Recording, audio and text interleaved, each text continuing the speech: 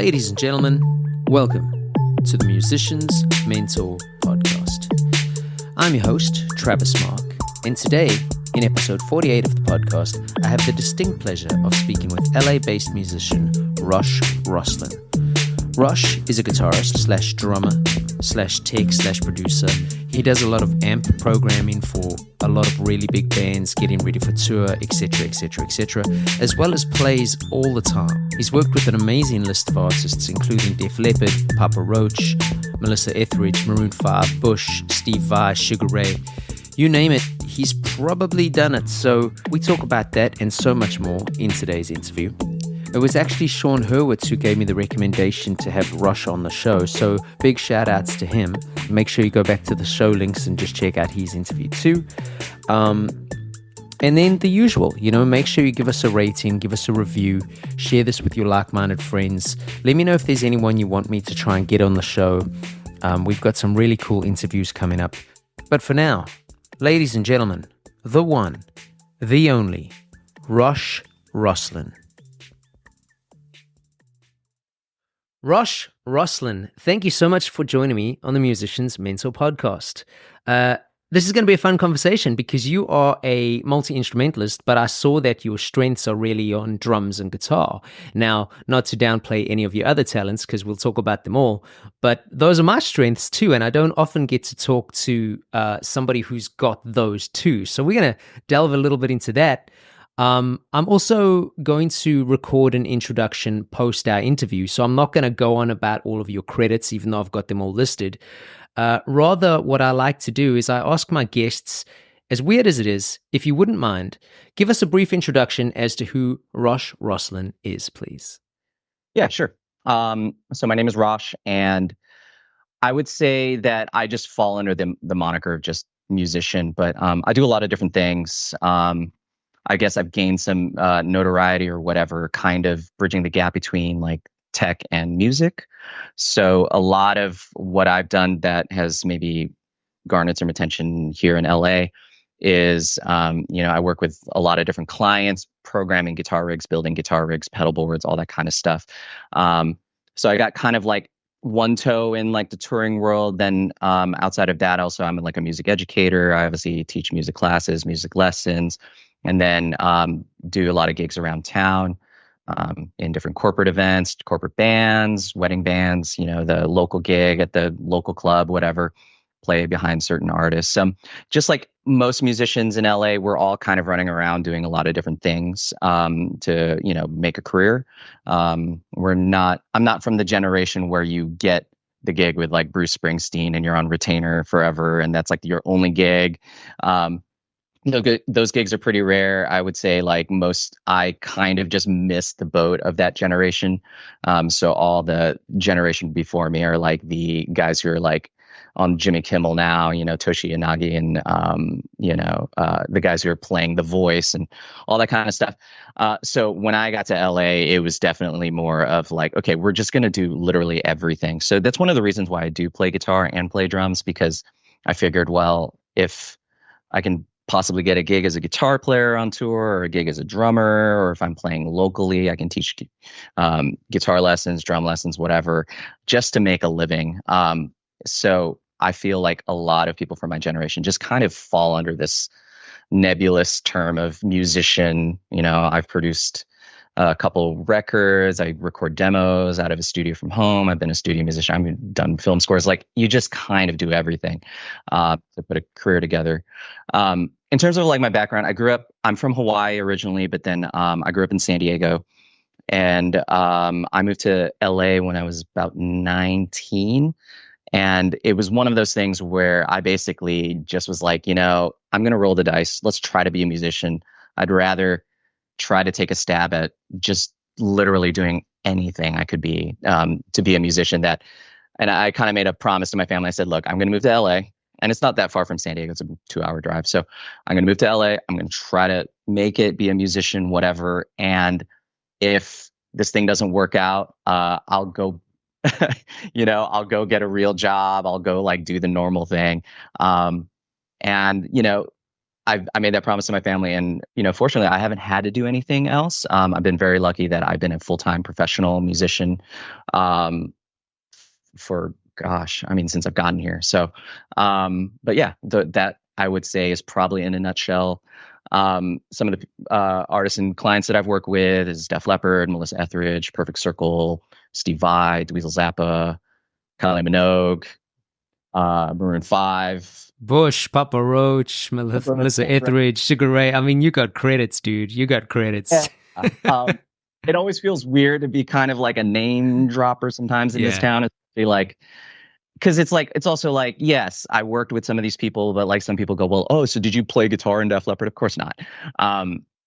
So different clients and different artists that I've worked with, I work with them in different capacities. Some of them have been like, for tours. Others have just been like, hey, I did all the production, built the guitar rig, programmed everything, and then they went on tour. So one of the things that I guess keeps me kind of like more of like an in-town musician as opposed to a touring musician was I have sickle cell anemia, so it has sometimes been a liability in touring. So one of the things that I've always had to make a choice with, and it's been kind of a struggle for me, is that certain, if like it's going to be a super long tour or something, I've just had to say no. There's just no way I can do that, especially if there's a lot of flying in and out. Like a bus tour, van tour, all those kinds of stuff is totally cool. But like if it's flying out of airports every single day, that can be a big stretch for me. So I've even, had like I was flying back from, I can't remember where, but I mean, I even had an MD, like we get into LAX and I was like, you need to drop me off at the airport, like right now. And he's like, no problem. All your gear will be like at SIR or whatever. Well, let's just get you to Cedars-Sinai right now. And he like drove all the way from LAX right to drop me off right at the emergency room. So this has always been one of those challenges that I've had where I've had to say no to a lot of opportunities to tour just because of the logistics of the tour and those kinds of things. But it has kept me I through like working with a lot of these clients and stuff, it's kept like one foot in the touring world for me. But I also feel like nowadays, the touring world has changed a lot. Obviously, many of us who are doing it full time, we know that, budgets have changed. Obviously in a post-COVID world, traveling is way more expensive. A lot of bands and artists are, trimming down the size of their bands. Maybe things are, put on track, and then the artist goes out with like a drummer and a multi instrumentalist, guy who's going to cover keys, guitar, bass, whatever. And I think I've always been one to advocate to adapt to the changes. So that's why I have learned all these different skill sets that all kind of make up my career: how to build a playback rig, how to run a playback rig, how to kind of program in Ableton, how to, get MIDI switching between a Fractal and a Kemper, all these kinds of things. So I find that a lot of, musicians of my generation, we all just kind of do all those things just to make a living. Yeah. Yeah, you're right. And we're going to talk about the living thing in a bit, because I have it on good authority that you don't mind talking about that kind of thing. So we'll delve into that. What I want to ask you a little bit about is when you decide to move to LA, talk to me a little bit about if there was a point where perhaps you identified that, I know you were trying to make it, like you were going to try and get out there and make it, but was there a moment where you thought, okay, this is going to work, and then you saw the momentum and ran with it? Or was it just a matter of, once that sort of snowball effect started happening, that's what happened for you? Yeah, I would say, well, like, one of the things that kind of course corrected my life is, and, I've talked to a lot of my friends know this. And I bring up sickle cell because it's kind of relevant to it. So I was flying back from New York when I was like 19, and I had what's called a sickle cell crisis. So basically what it means is like your blood vessels constrict, and then you get a blood clot. And if you have one in your brain, that's a stroke. If you have one in your heart, that's a heart attack. I had one in my spleen, so it's called a splenic infarction. So basically I ended up in the hospital for a month. I'd blacked out on the plane, woke up in a hospital in Arizona. It was a layover or whatever, emergency landing. So it was a near-death experience. And I spent about a month in the hospital, like recovering. And so right then and there for me, up until that point in my life, I was very much like not even thinking like music was ever going to be a part of my life. I was studying psychology. I was planning on being a therapist or whatever. And at that point, I was like, you know what? Like, life is short, and this is something that could just, take you out. One day you could be just walking across the street, get hit by a bus. So you might as well take a chance on yourself. And I tell my students, this all the time, especially a lot of my students are, trying to, they're in the scene, they're good players, but they're trying to like make a full-time living at this. So a lot of students of mine are like coming out of Berkeley and MI and all these kinds of things. And I try to do what I can to like help transition them from being like an educated musician to like being a real professional. So when that happened in my life and moving to LA, it was very much like I had such a wake up call that like this could happen at any time. You're not going to die in the future. You could have died, right now. And so I was out on the scene every night. Like, I was working like 2 jobs. I was going to every jam session, sitting in, shaking hands, meeting people. I remember Music Connection in LA, the magazine, they would list all the music studios. I like literally would call every single one. And, when you're that age, you are just, you have so much of that energy. And for me, I was also just very much like, this is like my only chance to make this happen. And I want my life to be this. So I'm calling every music studio, going to Guitar Center and like calling every ad on there, looking on Craigslist every day, like for any bands that were doing literally anything. I was like, I'm a guitar player. I can play, like, give me a shot.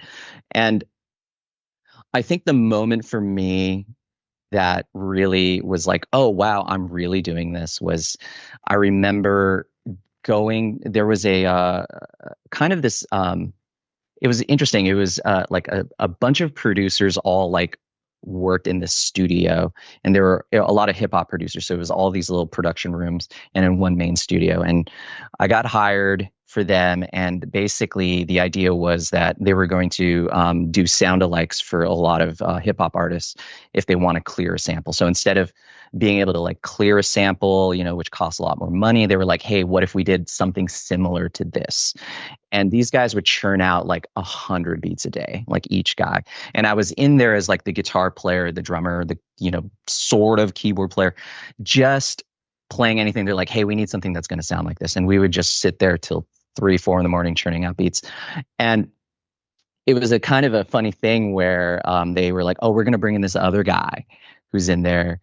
And he came in and was like, hey, I know you.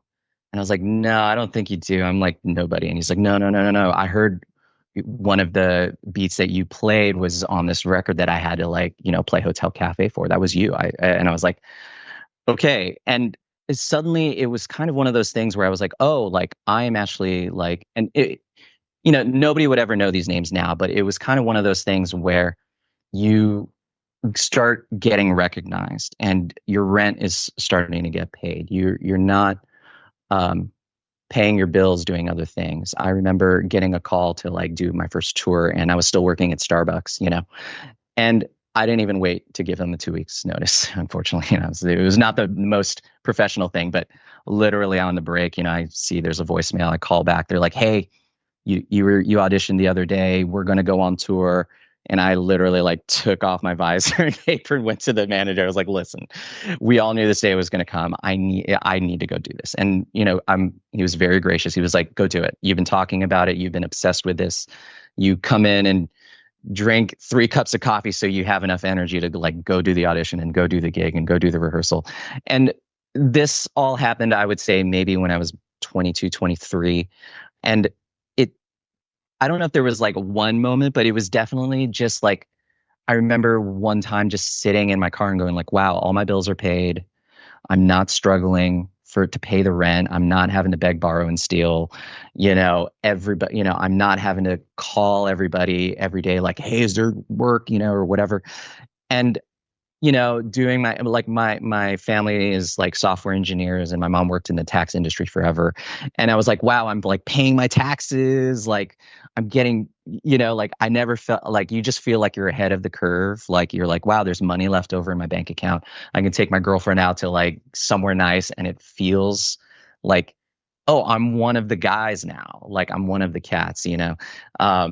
And getting to run into maybe some of the people I looked up to at studio sessions or on gigs, and just being like, wait, I'm like in the club now. Like these are the guys that I was like looking up to, that I wanted to be a part of. So I don't.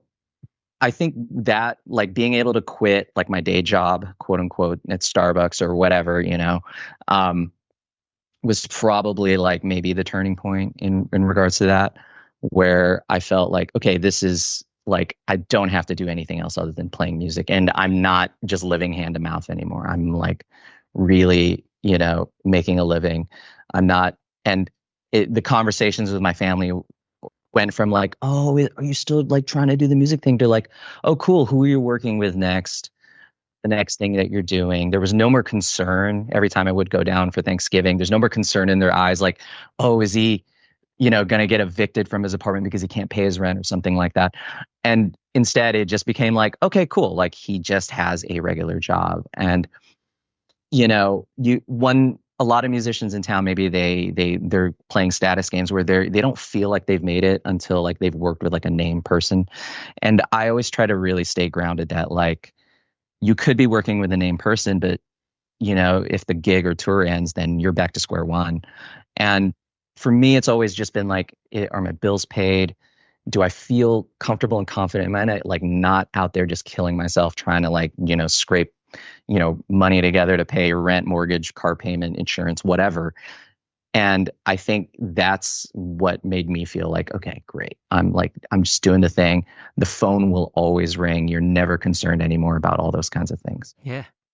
We're going to segue a few things there, but the two things that as a musician got old real quick was are you still doing the music thing? It's always phrased like that. I don't know why. And the people who aren't educated enough to know all the different elements that you could have as a career in music are you know what you should do? You should go on one of those talent shows. It's like, come on, dude. Like, like there's so much more to it. And listen, if the people want to go on those shows, that's cool, but there is more to it. So something you said there that kind of sort of worked out to me that I just want to talk a little bit about is the networking thing. So you were working 2 jobs and going out every night networking. I talk to a lot of my guests about networking, and I know how important it is because I too have gone down the networking routes several times. Have you got any advice for up-and-coming musicians who are trying to get out there and have no idea on how to start or how to network? Sure. I think networking gets a bad rap, maybe, because there's 2 types. There's the, like, Lee Sklar talks about this, amazing session guy. He's played with everybody. But he says desperation has a stench. You can smell it. You can smell it like shit on a shoe, which is totally true. Yeah. Because definitely I've been on the other side of it, maybe now that I've been more established, that I sometimes, younger players come by and then they're like, oh man, if you ever need a guitar player, I'm available. Da, da, da, da. And it's kind of like, I'm going to use a really bad analogy, but it's like also like if you were trying to like date somebody and you see somebody, across the bar and you just go right up to them and you're like, hey, what's up? Like, I'm available, like you're beautiful. Like, I'm single. You and I should start dating. That comes across as like really weird. But to me, all the gigs that I've gotten, especially early on, was genuine friendships with people. I know it's like a cliche that you hear a lot. Like, you're gonna get a gig going to somebody's birthday party. You're gonna shake hands and you're gonna meet somebody that like a month, 2, 3 months later down the road, you met them at some barbecue. They're gonna call you for a thing just because you came across as a genuine person. You came across as like if you're gonna be on tour, you're gonna be confined to a metal tube with like 10 other people. And the last thing they need is somebody who's going to be an asshole. So if you come across as a genuine person, you're nice, you're personable, you definitely at least signal that you're responsible, and you have your thing together. Um, 9 times out of 10, most people are going to gravitate towards that. You gravitate towards having a positive, positive attitude. So, like, real, very specific things that I did was I went to every jam session that I could find. Whether it was the old man blues jam, whatever, it doesn't really matter to me, because you just never know who's going to be there. Maybe even last night I went to, there was like a big drum hang. We all went down to the Whiskey to go see, a friend play.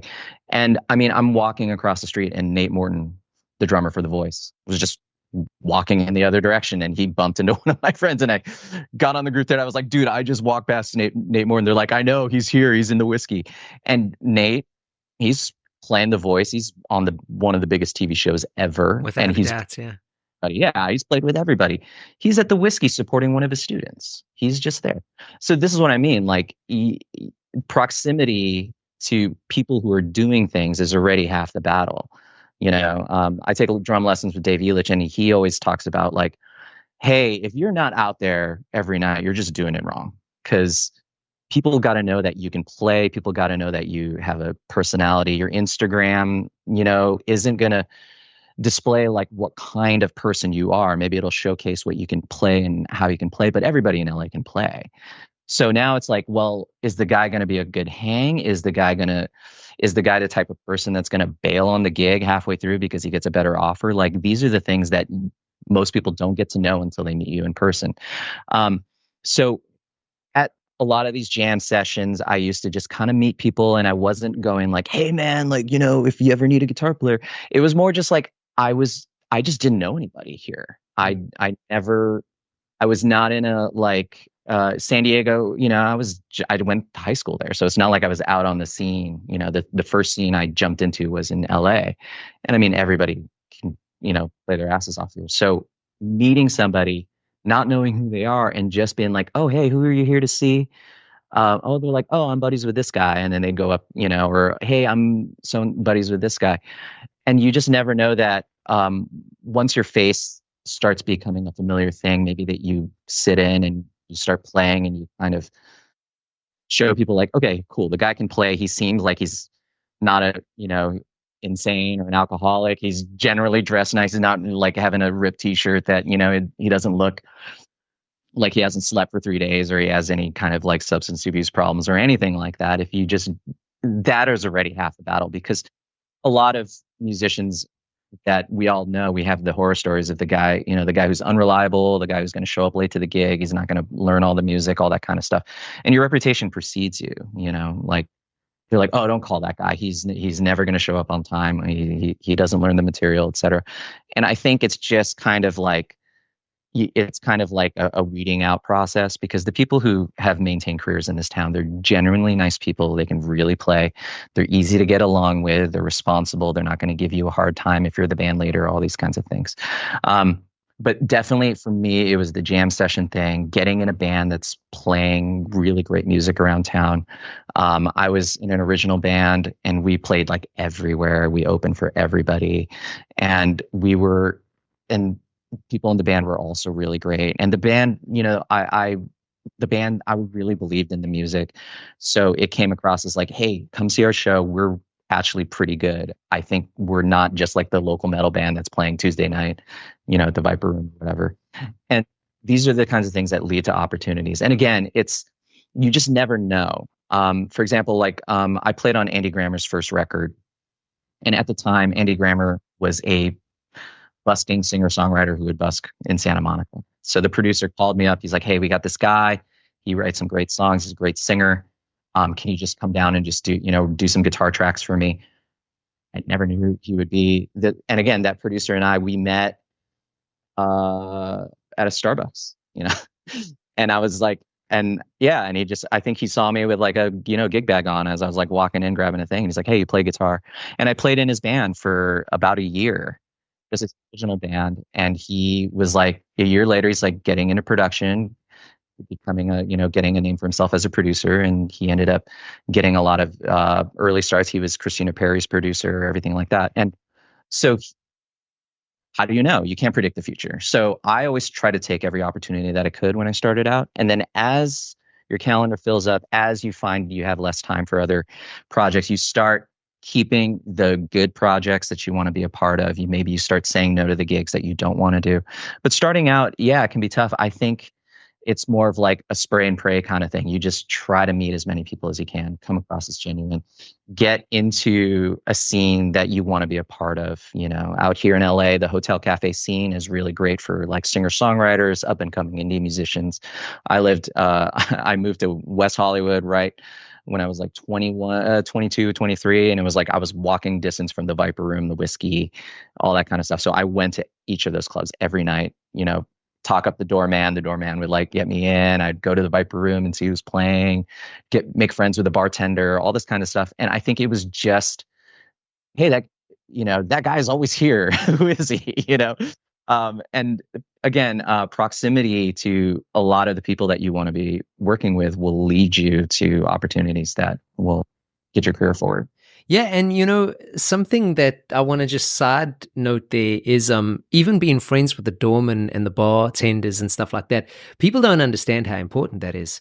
I mean, I've actually had gigs from bar people like who, my friend plays in such and such a band and they need a whoever for the day. Can I give them your number? Hells yeah, you can. It's like they know more musicians than musicians know, some of those people, Absolutely, yeah. I mean, I've gotten a lot of gigs through the bartenders, the doorman, the sound guy. Yeah. The thing is, like, don't treat the sound engineer. I've run front of house. I've been the monitor engineer on gigs, and like, don't treat those guys. They're working really hard, but they're here every night at this club.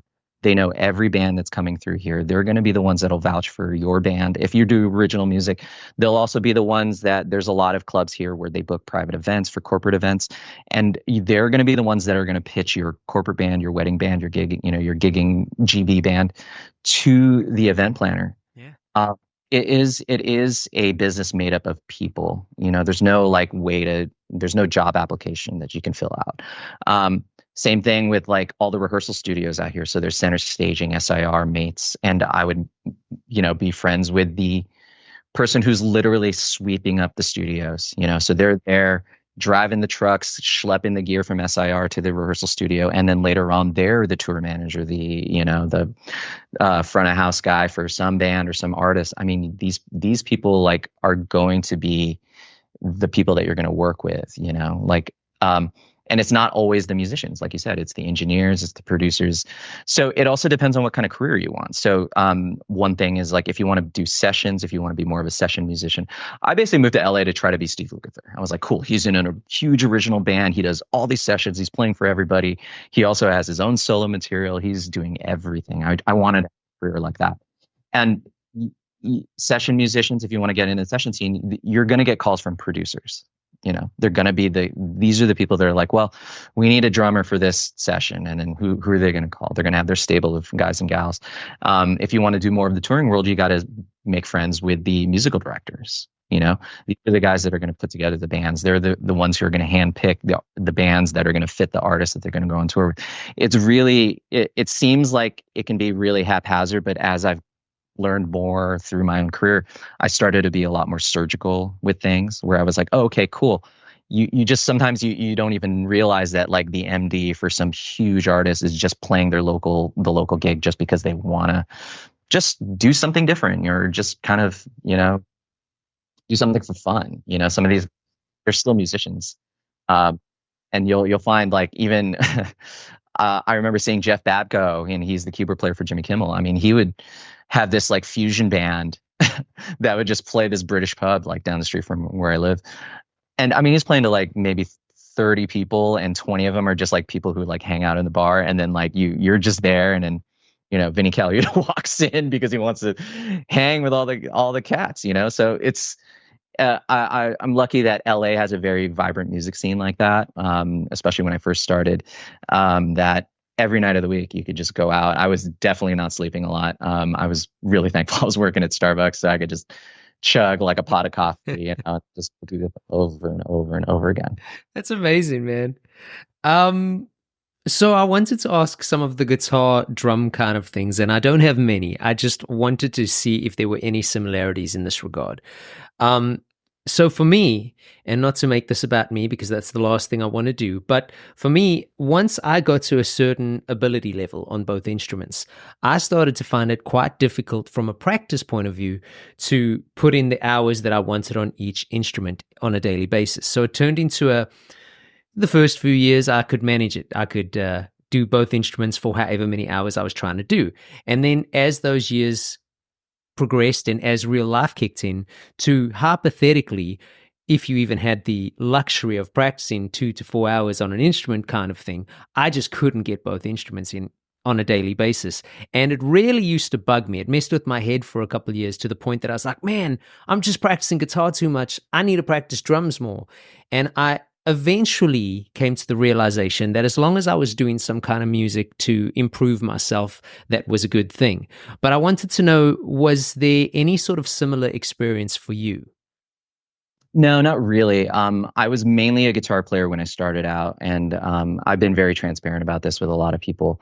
That there's been a lot of times where I just considered just quitting music. I think it's important that people I'm a real advocate for transparency in this business. Like a lot of people are very shy about how much tour pays, how much money they're making, what they're going through mentally, emotionally, physically, spiritually, whatever.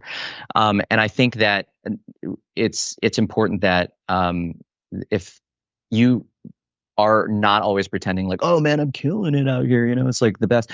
Like it's okay. Like if you have a slow period in work or whatever, it's okay to be stressed about it or whatever. I mean, you're a normal human being. Anybody would.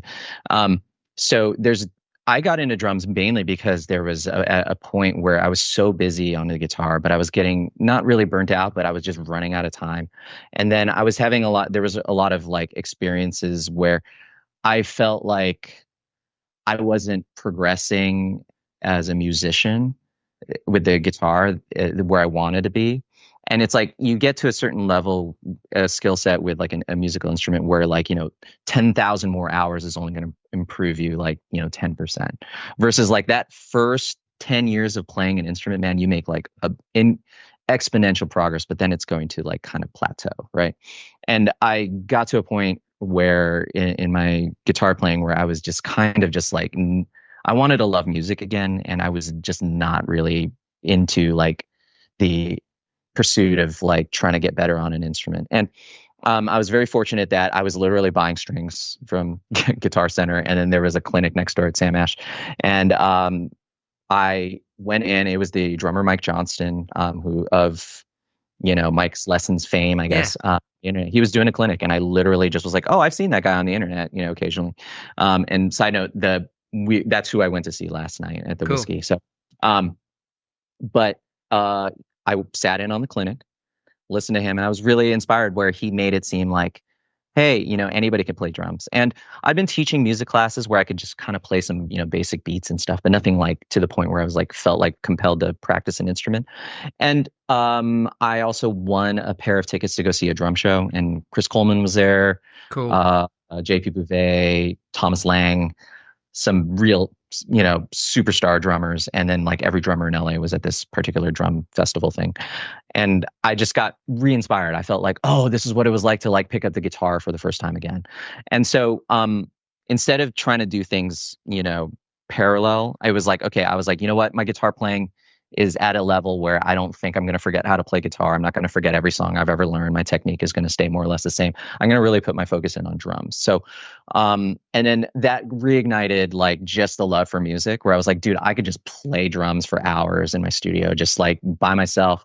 It was like, oh, I was like, 16 years old all over again, just like learning my favorite songs, playing along to Zeppelin. I was like, oh, cool. I'm literally doing the same thing I did when I was 16. And it really reignited a passion for music where it pulled me back from the brink of just like quitting. And again, it was, a lot of people go like, oh, you were probably like burnt out. I wasn't like really burnt out. My career was going really well. I was just so busy with things that I wasn't super passionate about. I was like just playing every night of the week, doing all kinds of stuff, teaching. And it was just like, sometimes you just need to reignite, refine like what your passion is. And drums really like save that. I credit Mike a lot for like quote unquote saving my career. He'll never admit that, but like for me, it was really important that just happenstance inspired me to like pick up the drums, and I started really just going full speed ahead with it, just like I did when I was guitar. And to this day now, my practice routine is definitely geared more towards the drums. I feel like I'm still learning a lot. I feel like my if I was gonna like gauge the skill level between the two instruments, I'm like much better as a guitar player than I am as a drummer, and I'm trying to just push that so that I feel as confident behind a kit as I do with the guitar in my hand. I'm still working on it, but again, it's one of those things that I feel like it has helped, you know, inspire and inform everything else about it. And also, you know, from a producer standpoint, from an engineer standpoint, from a songwriting standpoint, from a band leader standpoint, it just like gives you so much of a different insight of how to play, how to like how a band really works. I was like, I could never explain why I liked working with certain drummers versus others. Now I'm like, oh, it's because that guy, every fill he plays rushes, or that guy plays way ahead of the click, and it makes it, the urgency feels uncomfortable for a song like this. Versus like now I can like, you know, translate to a drummer. Maybe if I'm playing a gig and I'm like, hey, on this one, we really need to lay back. We're really pushing the tempo, and those kinds of things I was never good at communicating. Sometimes I was like, you know, it just doesn't feel right. It feels kind of weird. And artists that I work with, it's the same thing. You know, I'm going to be playing Hotel Cafe and, you know, next month.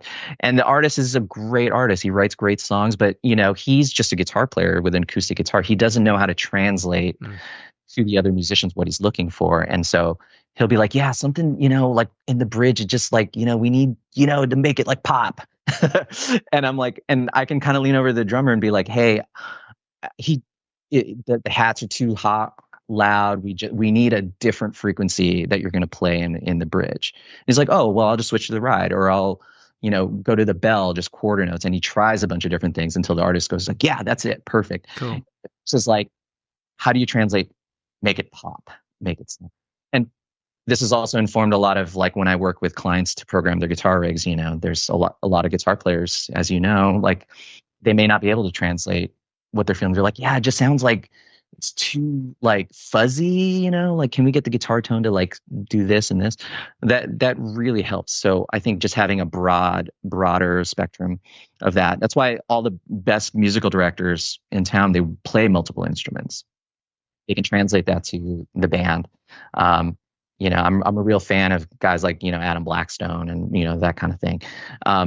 That they can pretty much play any instrument at like an incredibly high level, and it makes it really easy to just get a band to sound really good. Yeah, that's cool, man. I love the inspiration. You actually sparked my my question here. I'm gonna just sidestep.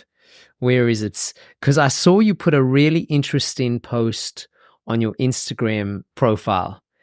And since you were talking about transparency and how, you know, you at a point felt like you were maybe going to quit, and then you reignited this passion. You had a post on Instagram. I don't know the exact date. I do apologize. But it said something along the lines of how musicians shouldn't let social media trigger themselves into comparison traps. I thought this was excellent. Could we delve a little bit into that? Tell me what you were thinking at that point, where your head was at, what made you post that? Because I love stuff like that. So real, you know? Yeah, and again, it was a conversation that I was having with a keyboard player that I work with a lot. So, and it was one of these things that like musicians, like we run into this game a lot, this comparison trap, this imposter syndrome, all this kind of stuff. I'm going to be the first to admit that I do that. I mean, I've worked with Def Leppard, and I like, you know, my hands are shaking. Like when I first went into the production with them, I was like, what am I doing here? Like they could have called anybody. And I'm the guy that's going to like build and program these guitar rigs that are going to be heard by millions of people on this tour. That's insane. And so you talk yourself out of it. But, you know, there's like an old saying, like the Roman legion, you know, action, you know, removes fear. So like, obviously like going into the heat of battle, the last thing you want to be thinking about is, not coming back. So for me, the comparison trap that a lot of people are doing on social media is they're looking at their friends going on the tour. It's a highlight reel. Of course, you're going to post the best stuff. Like nobody's going to post a selfie of themselves like just after they got out of bed. Like you want to look your best, you want to do your thing. And for musicians, it's of course like I'm crushing it. I'm playing like the biggest stages with the biggest artists, blah, blah, blah, blah, blah. And I wanted to be really transparent because I was talking to this keyboard player and I was like, look, we're making a great living. Bills are paid. Keyboard players making a ton of money. And keyboard player plays like piano bars a lot, like the dueling piano shows. And I mean, a lot of people don't know this, but those dueling piano shows, I mean, the piano players are walking home with $2,000-$3,000 in tips on top of like whatever they just get paid for the gig. And I mean, I hear people like going on tour for like $2,000 or $3,000 a week. So imagine just doing a week's worth of that and you're walking home with like, 10 grand. Yeah. Like, that's what I'm saying. It's like but is it like the quote unquote like coolest brag gig? No, you're playing Don't Stop Believing to a bunch of drunk people in a bar. It's okay. Like tomorrow I'm going to be playing a different dueling piano show and, and again, it's a Saturday night. We're going to make a lot of money. And again, is it like like, of course, like I would love to post a selfie in Madison Square Garden with my arms, out to a room full of people. But sometimes you have to like set your expectations for what you want. For me, my values have always been since day one becoming a musician. I was like, I just want to make sure my bills are paid. I'm going to be able to retire comfortably. I'm not going to be living hand to mouth. And some musicians are more, let's say, interested in the status and the cred and the street cred and the credentialing that having a big name gig gets you. And they're more interested in that regardless. They'll take a pay cut so they can work with artist XYZ.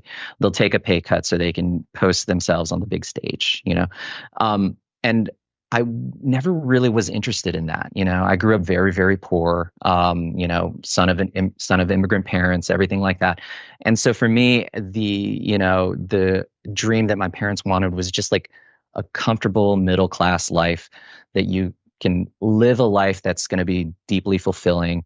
And I think that when musicians start going on social media and they're seeing their friends doing the big gig and maybe they're at home waiting for the phone call, that can be really, really detrimental to not only your mental health, but like your physical health. You're going to start, maybe if you, a lot of people are like, might, start drinking more or do whatever. And so I wrote that because I was like, look, you guys don't understand. I played the Forum. Awesome. Cool gig. Hey, I got to post a photo. Yeah, it's awesome. Like I get to brag to my friends. I played the Forum. And then literally the next day I was playing some dive bar. So like, yeah, these are the kinds of things that happen with people. Like, and it's the same thing as like a lot of musicians, maybe they're afraid to get a day job. Maybe you are waiting for the tour. You don't get called for a tour. Maybe, the run ends and now you got like this open calendar for the next couple months. It's totally okay to get like a side gig, a day job until like you get the call again, because of course you want to like be on tour 24/7, but nobody tours like in December. Like it just doesn't work that way. So these are the kinds of things that a lot of people do. And then you get even to the point where, the thing that I talked about earlier, where then desperation starts having a stench. It becomes kind of this like self-fulfilling prophecy. You're like, oh, the phone isn't ringing. Now I got to start begging for gigs on the internet. Hey guys, I'm available. I'm really looking for a touring gig. And it becomes a signal to a lot of other musicians that like, oh, this dude isn't working. Why? And you don't want to get ever into that situation, in my opinion, because if you start making other musicians question why you aren't on a gig, it's like, ooh, why isn't so-and-so on a gig? They're usually on tour all the time. Oh, did they get fired from the previous gig? Did something happen on the previous tour? These kinds of things. And it's better to just keep it realistic. I always, my family has worked in the tax industry. I view my income as annual. So of course, like you're going to make a killing during touring season. I work a lot of corporate gigs and pay a lot of corporate, play a lot of weddings, corporate band stuff. So in December, I'm playing like for Google, Microsoft, Kawasaki, all these kinds of places in December. So it's very lucrative, but certain parts of the year just aren't. Like January is generally terrible. Like you're just playing whatever gigs you can get, but nobody's on tour in January. Everybody's gearing up for the new year. Maybe NAMM is like the only thing that you're doing. So that's what I mean. It's just like setting your expectations that like, look, this lifestyle, even the most incredible players that you're seeing on TV on the biggest stages, they're also just doing other stuff. Maybe it's for fun, maybe it's for the bread. There's nothing wrong with that. One of my corporate bands, one of the drummers that's in the band, I'm actually playing with him tonight. I mean, he tours with Berlin and Engelbert Humperdinck, but he's in between tours right now, which is totally okay. So he's going to go play this gig in downtown LA with me. And he has a very, very, great thing. He's like, look, I'm just working. Regardless of if I'm going to be playing, he played the Hollywood Bowl, like a couple months ago. And then he's like, cool, let's just go do this corporate gig, So I think setting the expectations to be realistic like that yes, of course you can play Madison Square Garden. Yes, of course you can play arenas and do an arena tour like that. And then when you come home, if you're off tour, go play the local gig. It's fine. Or if you need the bread, or if you just want steady income, you can totally get a day job. There's plenty of artists in town who don't want to play a corporate gig. They don't want to go on tour other than their own music. So they have a day job to support that. I think that is a very, very noble thing to do, because they're just investing their time now for the payoff in the future. And there's plenty of artists that are out. There's plenty of examples of that, just not even in music, where it's like, oh, this person that you've heard of, yeah, they had a day job too. And I think, again, I try to be really transparent online with a lot of people, because it's just like, hey, we're all just making a living. We're just trying to work. And I think once you realize that, like, it'll be okay, like, and you just put in the time and the effort, no matter what you do, you're still a musician, and you don't need to compare yourself to other people all the time, because that person, that was his or her time to shine, and you're going to get the call. You just have to like stay in the game. A guitar teacher of mine, he was just like, hey man, this is a war of attrition. That's it. You have to the ones who get the call are the ones who stick around. Because if you leave town because you just couldn't hack it or couldn't cut it or whatever, and you can move back home, then of course you're not going to get the call. But the ones who just like hang on forever, like they're eventually, the phone rings for the big name, the big gig or whatever. This episode is brought to you by Temptations Cat Treats. Your cat will come running for the perfectly irresistible Temptations Creamy Puree and Temptations Lickable Spoon Cat Treats. The best time to feed lickable cat treats to your cat is anytime. Feed by hand for a playful moment, in a bowl for a creamy treat, or as a topper to make mealtime fun. Visit temptationstreats.com to learn more. Spot on, man. So I don't want to get too personal, but I'd like to talk a bit about money management, especially for musicians. I did see that you've been on a couple podcasts talking about this, so I don't want to be redundant about it, obviously, but just in general, an overall kind of roundup of just basic advice that you would suggest musicians maybe practice to try and hold on to their money, or at least make enough money to pay their bills. Sure. This is a twofold thing for me. So number one, I think it's really obvious, like make more than you spend, or spend less than you make. It's the same, right? So obviously, if you're living a lifestyle that is exceeding what you can afford, it's just like a slow descent into, a bad situation. But I think a lot of musicians in town, or not in town, but just a lot of musicians in general, don't take advantage of all the things that technology has allowed us to do. So you and I are on Skype right now. You and I are recording this, across time and space. And the thing is, like, there's so much advantage of technology out there. A lot of my clients that I work with fully remotely. And so that means I can do this at a venue. I can do this in the back of a tour bus. I can do this at a coffee shop. I can do this when I travel overseas, that I'm working with a client, and we just schedule the time, send them a Zoom link, and I still get paid to program their Helix, their Kemper, their Axe Effects, whatever. And these, I do a lot of asynchronous lessons with my students. So a lot of my students, they basically are trying to learn something, and I go, okay, cool. And I'll record the video myself, put high quality audio, edit the video, and then send it to them. And then again, instead of doing like, hey, our guitar lessons on Wednesday at 6, we do it at a time. They work on it at a time that's most convenient to them. It saves me a lot of time because, filming, recording, editing a video is much shorter than like a 1-hour lesson. And again, what you're doing is you're buying your time back, because leverage is really going to be the key, in my opinion, for musicians going forward, to earn a living. So leverage is basically building something that you can sell twice, building something that works when you don't, building something that doesn't sleep when you do. So a lot of my income comes from a lot of the guitar modeler kind of universe ecosystem. I build presets, I sell them online. Here's like a gig, here's your cover band preset. Cool. Like I'll put it on Gumroad. People can buy it. They download it right to their Helix or Kemper or, Axe Effects or whatever. A lot of the content that I put on YouTube is all instructional material for how to program Helixes and Axe Effects. So clients find those YouTube videos, they contact me directly. I send them a Calendly link and go, here's some time slots I have available. They click on the Calendly link, it opens up a PayPal thing, and then they can just pay with PayPal. So I really advocate there's stuff like this. Every musician can do stuff like this. When the entire world and globe is going to be your market instead of just the town that you're in, it gives you a lot of advantages, because now here's what you can do.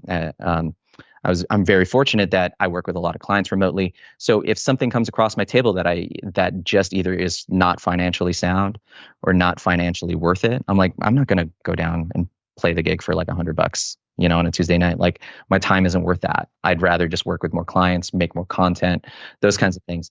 And a lot of musicians are still like in the paradigm where they're selling their time for money. When you go on tour, you're selling your time for money. So you're going like, I'm going to sell a week of my life to this person, this artist, this band, and they're going to compensate me for that. What you're trying to do, and again, this comes from the tech world, is that you're trying to scale your time.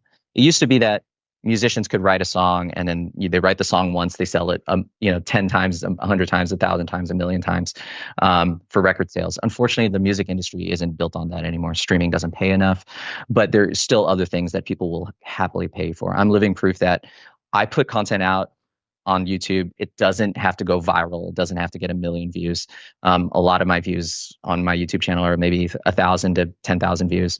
And it's clients just reach out to me directly and just go, look, what's your rate? I want to hire you to build or program my Helix or whatever. And I can just do that remotely, that at a time that's convenient for me. And then then it allows me to have time to just have a life, spend time with my girlfriend, go out to dinner, have an anniversary dinner, celebrate birthdays. I skip my entire 20s. I skipped every weekend. I was working every Friday and Saturday night. I skipped weddings. I skipped bachelor parties. I skipped birthdays. I skipped like anniversaries, everything. I sacrificed so much to get into a position where I felt comfortable. And now I realized taking advantage of technology buys you a lot of that time back. So if you are a touring musician, for example, and maybe, you're waiting for the phone call to come around every year for the tour, like these are other things you can do in the meantime. There's plenty of producers and engineers out there who put, Logic templates up, or, they put presets up for, if they're a keyboard player, like a friend of mine, Peter Dyer, he's the keyboard player for The Voice. No, I'm sorry, American Idol. Okay. And he put these presets up for Prophet, Six and Junos and Strymon and all this other stuff. And here's the guy who's playing on American Idol, and he still has like a little side hustle to sell presets for the keyboard players that want his sound. So we can all do that. And you're not even competing with people in town, because what you do is totally unique to you.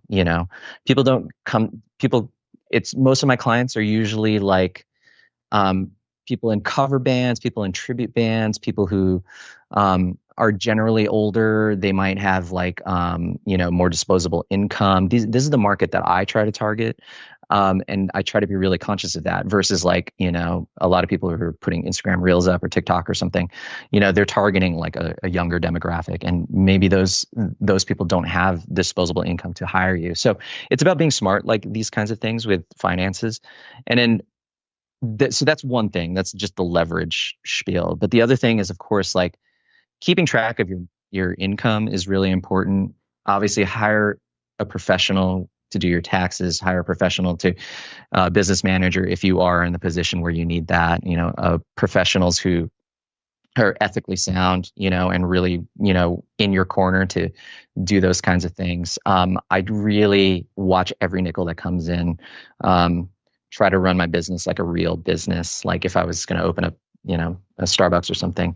And the money thing really stems down to, the other side, not the leverage thing, but the money thing really stems down to like your mindset with money, because if you don't have your money game straight, like no amount of money is going to fix whatever you have going on internally. If you have a scarcity mindset with money that you can never make enough, no gig is going to pay enough. You're always going to take one gig and then feel compelled to take the gig that pays slightly better because you're living this mindset of like, this gig could end at any time. I need to make more money.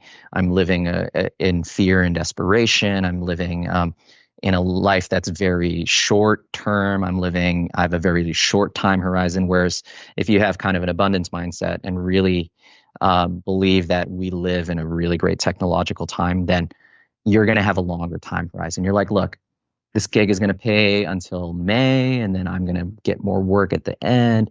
I have enough of an emergency fund to, fund the slow times. My taxes are paid. My bills are paid. I'm going to be doing all these kinds of things to mitigate against any disaster. You have health insurance, you have car insurance, you have gear insurance. All these things are just mitigating the things that life is going to, throw your way, so that you have plenty of, cushion to fall back on. Yeah. You may have just answered my next little question in this regard with the insurance stuff, because I know a lot of musicians don't necessarily care about that, but I could be wrong, so I'm going to ask it anyway. What are some common problems that you personally see musicians make money-wise, and can said problems potentially be avoided? Yeah, so I'm a real fan of the writer Nassim Taleb. So anybody listening to this, really take the time and read the book Black Swan, as well as he has other books called like Fooled by Randomness and Anti-Fragile and all this. But Black Swan is basically, a Black Swan event is something that has high impact but low probability. So for example, if you leave your gear in your car, you leave 10 grand worth of gear in your car and it's parked, there is a low probability that somebody's going to break in and steal that. But what is the impact that losing 10 grand worth of equipment is going to have on your life, right? So it's the same thing as going to a casino. If you have, 10 grand and you're going to just play, the nickel slots, it's a very low probability that you're going to bankrupt yourself doing that. But if you put everything on, 10 grand on black or something, like that's a high probability, high impact, low probability event. So the thing that I view the world very much in this way, where it's like, okay, you can take a lot of small, low impact chances on your life, like when you are trying to build a career. So yeah, you go to the club, you're hoping to meet somebody to network, nobody's there. You bought one beer, it's like you're $7 down the drain, and then a couple hours of your life gone with no reasonable return on investment. So you can do that like a million times, right? But you can't like just go to the forum and then climb up on stage and try to sit in with the band, with the Foo Fighters or something, hoping that that's gonna like make or break your entire career. So with musicians, a lot of people that I see are going through life this way, where they're making a lot of decisions that actually have a really, really high impact on their life, even though the probability may be low. Don't leave your gear in your car, even if you live in a apartment complex that has a gated thing. It's because if you don't have that insured, then you're out 10 grand, 20 grand, 30 grand. And then now you're having to start a GoFundMe. And then of course that also soils your reputation. It's like, wow, that guy doesn't have, gear insurance. Like gear insurance is only, $300-$400 a year. So you're paying maybe $1 or $2 a day to ensure your livelihood. All you're doing is you're trying to find ways to mitigate risk, and then you're also trying to take the risk and then, offset it and offload it to something else. So that's what health insurance is. That's what car insurance is. That's what gear insurance is. So I see a lot of musicians just like not taking advantage of all these things. For example, like if you have student loans, there's plenty of programs that allow you to like, consolidate your student loan debt. You also need to just literally look at the number and go like, how much do I need to pay per month to pay this off by X amount of time? You need to understand how to read an amortization table. Like when you when you buy a car, you're going to realize that you pay all your interest up front and then you pay the principal down later. So there's no reason to complain about buying a car and you're like, wait, why is the first year of my car payment only going towards the interest? It's like, yeah, the bank is going to take that up front. That's how any loan on earth works. So these are the kinds of things that, like, again, the long time horizon and actually having a definite time horizon is going to give you a lot of tools in your trick bag on how to like approach your finances. Again, when you are living like a scarcity mindset, you're living day to day, gig to gig. You're like, oh my God, if I don't do this gig tomorrow, I can't pay my rent. That's a very short time horizon versus like, hey, I make X amount a year. My rent is, so you just divide that number by 12 and then you pay your rent and your bills. So it doesn't matter. You don't get excited that like, hey, I'm going to do this corporate gig or this wedding and it pays me like $2,000 and then you blow all your money on a new guitar or something. You're like, nope, this money is not mine now. It's the entire year's money, those are the kinds of things that I see a lot. Again, it's all about just mitigating the things that are going to happen. You will get sick. You will get injured. You will have to miss a gig or two. You will, you might damage your gear might get stolen, your gear might break down, all these kinds of things. And your car might break down, you might need to get new tires. There's going to be a car repair, your check engine light comes on. All these things are going to happen. And I see musicians like living so close to the edge that a check engine light comes on and then now they have to make the guitars go on Craigslist. And it's really like important that like you need to have like this much of a buffer between like the cliff's edge and like where your lifestyle's at. And most musicians that I see are living so close to that. And it's not because they aren't earning enough income. It's not because they're not doing the right gigs or they're not, touring enough or whatever. It's just that like you're not thinking long term about all these things that could happen. I'm very risk averse, like as a general disposition. I look both ways before crossing the street. I always have an emergency fund. So knowing full well, like, hey, if my car gets totaled tomorrow, like I can just go buy a new car and it's not going to, my credit score is really good. So it's not going to be an issue. And here's the thing. Here's the big secret. These things actually happen. So like in 2020, I'm literally parked on the street, walking to Fatburger. Guy loses control of his car, hits my car, totals it. A brand new car. I'd owned it for like a month. And yeah, I walked into Fatburger. It's like these things will happen. Of course, it was a huge headache, but I got the gap insurance. My insurance covered the rental, all this kind of stuff.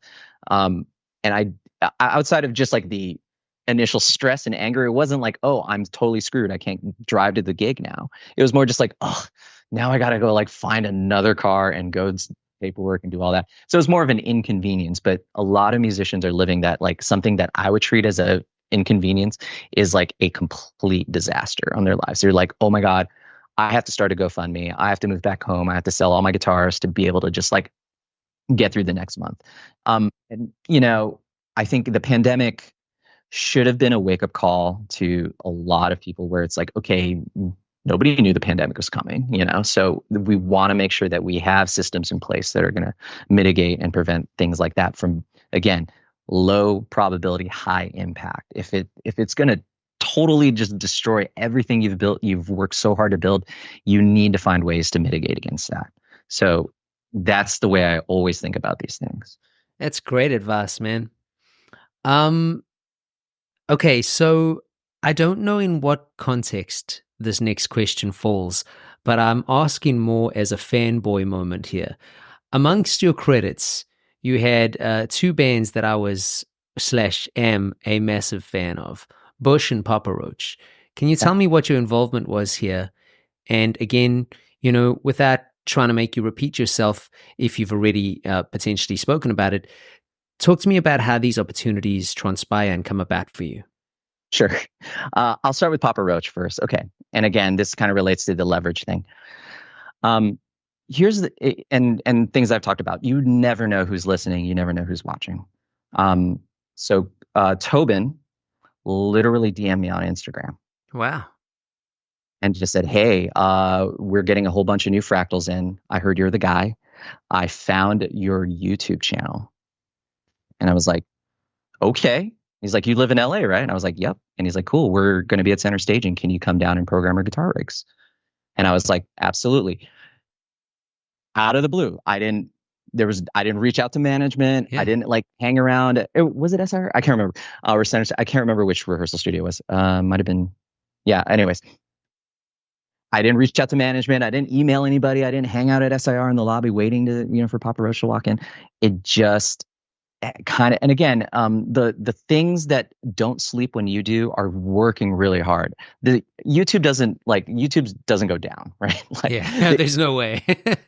right? Like, unless like like a nuclear war just happens. Like, obviously YouTube is going to stay up there forever. So of course, like, if an artists have access to YouTube. There's no like better YouTube, like Elon Musk and Jeff Bezos and those guys. They don't have some secret YouTube that only gives the best videos to them. Everybody's on it, right? So you have to think about things like this way, that like, yes, an artist might literally type in, how do I program an Axe Effects into YouTube? And then if you have a video up there of whatever your expertise is in, they're going to find you. And so he reached out to me directly. We exchanged a bunch of emails, and that was kind of it. Went in and programmed a lot of the guitar rigs. They were just like upgrading some of their gear for leading up to a tour. They were doing some fly dates in Mexico and stuff. So they were like, "Hey, this is our touring rack. We need this. What can we do to like slim this down so it's just going to be like a fly date for like a festival in Mexico?" And it was a lot of those kinds of things. So of course, like, programming the sounds for all their hit records, everything like that. And again, everybody in the whole band was incredibly nice and gracious. And so we did, production leading up to that kind of stuff. And I think that the message of that is less about like what I did, because but more just like how it came about. Yeah. I don't know how these things happen. It's the same thing with like, I guess a lot of my clients that maybe have a name either come from a referral.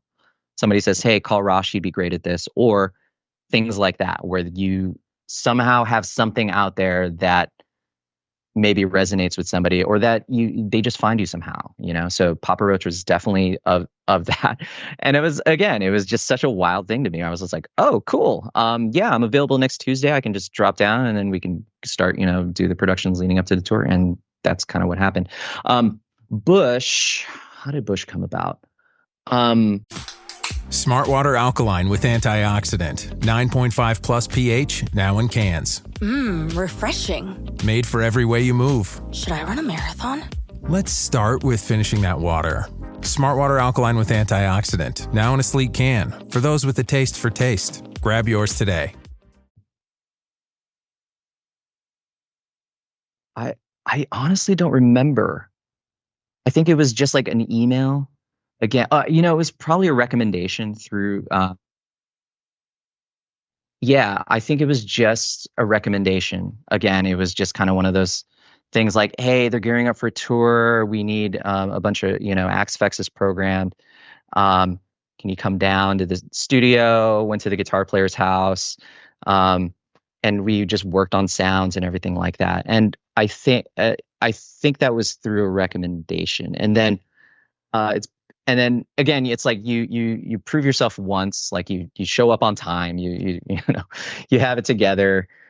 You obviously need to know what you're doing. And then you just have to be like invested, and you have to really be excited about what you're doing.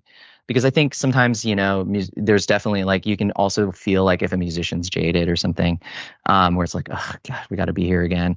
It's more like, I was really excited to work with, I was like, "Wow, I get to work with Bush. This is amazing." How amazing. Exactly. And like the guitar tones of that band, I mean, are so fun to work on. I was like, "Wow, how is this record?" I'm a total nerd for that kind of stuff. Where I was like, "So what amps and guitars did you use in the studio?" Like, okay, cool, awesome. Okay, so we use this thing, and this thing is going to come up with this thing, and you just get to be kind of like a little alchemist or something. You're like mix your potions to get it right. But that one came through a recommendation for sure. And I'd been just a fan of that, and again, it just like will call me for tour, doing production leading up to tours, once, my foot got in the door for that. Cool. Rosh, this is my last question of the day. So I always end with this, and you can answer it however you like. But what I'm typically going to ask, or what I'm going to ask you in this situation is, what is the best piece of advice you've either ever received in regards to your musical career? Or if you can't think of something along those lines, what do you think has been one of the best things you've learned along your journey that might help advise someone who's coming up? Something that just comes to mind right off the top of I don't know if this is the best advice, but this something does come to mind. I think I had a production, was it a producer? Yeah, it might have been a producer or something, where I was in the studio once and there was some tension in the studio between the artist, the producer, and the band. And I was there just to kind of like tech the whole thing, get all the sounds together, engineer, like co-engineer the thing. And I just read the room and I was like, you know what? I don't need to be here for this conversation. I think it would do more harm than good. And I just kind of exited. It wasn't like there was going to be a fist fight or something. It was more just like, hey, it's getting a little tense in here and my presence here is not helping the situation. And the producer pulled me aside later and he said, one of the best things you can ever learn, and you did it, is knowing when to leave a room. And I think it's not that you need to know when to leave a room, but I think it's about being able to have your, social IQ and your antenna up at all times, because reading a room, reading a situation, no matter what situation you ever find yourself in, is going to pay dividends down the road. So it's like, if you're in a situation, in a positive situation, you're hanging with a bunch of guys and and it's like you can be a part of that, then they're going to call you. They're like, oh man, Rosh was like such a good hang, we love that guy. Let's like call him up for the gig, because of course like he can play, that's fine. But like they want the guy who's going to be cool backstage or on the tour bus. And again, reading the situation where if it's getting tense in a rehearsal, tense in a recording environment, tense in a high emotional thing, then just knowing like, hey, maybe you might be the guy that can diffuse the situation. I've definitely had to, I produced a band once, and again, it was something like, the drummer and the guitar player like kind of fighting, and they're like, no, the part should go like this, part should go like that. And instead of saying, they're kind of like looking to me to make the decision, I said, well, why don't we try both and see what sounds better? And it just instantly diffused it. You could feel like the tension in the room disappear, where it's like, we're not recording the tape anymore. Pro Tools, we can playlist both takes, and then just pick which one sounds better. Instead of having a 20-minute argument about it, it would be faster to just track it and time, money in the studio. So it's more about your social IQ a lot of the times to really build a career, where it's just like you find the people. And the thing is, you don't have to change your values. You don't have to change who you are. Obviously people can spot who's like, a faker or somebody who's like super fake or just there to try to like squeeze a gig. Because if you do come across as a genuine person, you will find people who align with your values, who are like totally down with what you do. I'm not the guy who gets called for every single gig. I wish I was like a guy like Matt Chamberlain or something, or Steve Lukather, where you can play literally every style. It's like, I found like my group of people, like we all have a blast hanging out backstage. We all understand, like I definitely align with the musicians who feel like they're blue collar musicians. We're like, hey, we're just like, we're working construction. We're here. We're going to show up. We're going to kick ass, do the gig, go home, feel comfortable. There's no like egos about that kind of thing. And again, that's just my tribe of people. There, other touring environments or other, working environments, maybe they do want the superstar to be there. They want like the guy who's going to take the killer drum solo or the killer guitar solo, the guy who's going to have, his presence and ego in a good way is what the situation calls for. And again, you have to find the people and the tribe that is going to make your career. It should come as no shock that like, you look at like, I'll bring up Adam Blackstone again, he MD Superstar. He works with like the same 20, 30 people like in his bands, There's a reason why Brian Fraser Moore is always Justin Timberlake's drummer. It's always the same people. It shouldn't come as a surprise, because it's like, hey, these are the people that are right for this gig. And The ones who are coming up that are trying to find where they belong, that's why you just like try a little bit of everything. You're going to find the people that are going to fit into your aesthetic and you're going to fit into their aesthetic, instead of trying to like mold yourself into be a different person and a chameleon. You just being genuine, you'll find the people that are there. Again, I do a lot of the corporate wedding gig events. Like my brain just works great in those situations. I know a ton of songs. I can play a lot of different songs, a variety of different styles.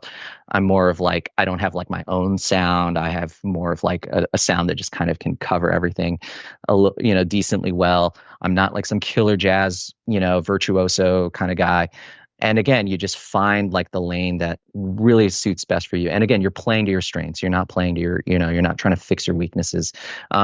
Steve Vai talks about it all the time. He's like, I only work on the things that I'm really good at. Steve Vai's not going to like release like, a jazz album. Maybe, I don't know. He's a really incredible musician, but as of now, he's releasing Steve Vai material, and that's what fans want. So I think most people coming up, they want to find the lane that there is going to suit them best. And then you're going to totally succeed and excel in what works best for you.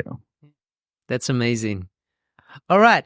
Rosh Roslin. Dude, I can't thank you enough for your time, man. As most of these things, super insightful, super inspiring. I thank you.